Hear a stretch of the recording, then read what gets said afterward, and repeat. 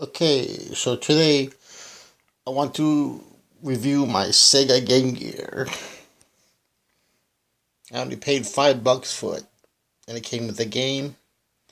And then I tried it out, put some batteries in it, works perfect.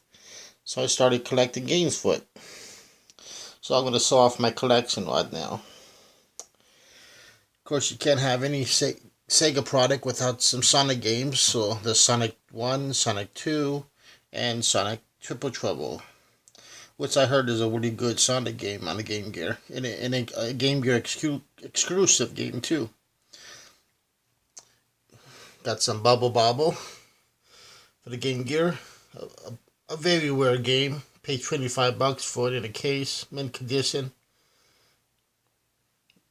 Castle of Illusion starring Mickey Mouse. Very famous series of Mickey Mouse games on Sega consoles.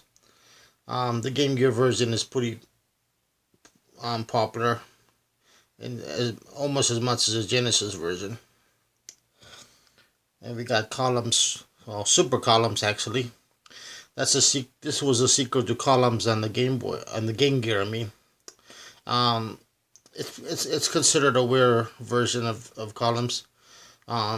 It's got a cool adventure mode on it. Speaking of columns, yep, I got the first one too.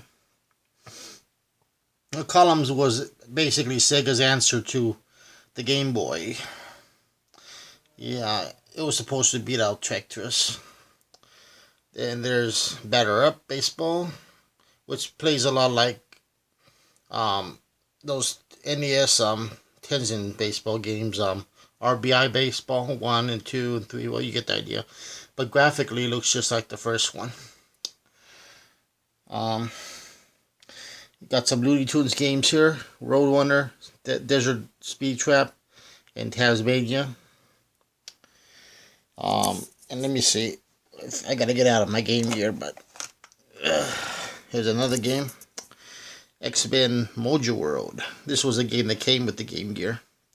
Pretty good deal for $5. And I got a few instruction manuals. Sonic the Hedgehog, Castle of Illusion, and Super Columns. Yeah, I'm not exactly collecting booklets for the games, but it's cool to have them. Sonic 1 and 2 were the most famous Game Gear games. I mean, if you wanted Sonic the Hedgehog, Sonic 1 and 2 portable, this was your only option. But these versions of the game are completely different than the Genesis versions. So they're entirely new games. They play differently and everything.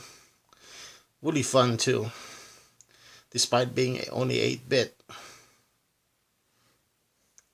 And I guess that's it. I think I already sold off all my games. I got a total of 11, and yeah, the Game Gear is my favorite system. I'm really proud to have a working console of one, and that's about it. I hope you enjoyed the review. Take care.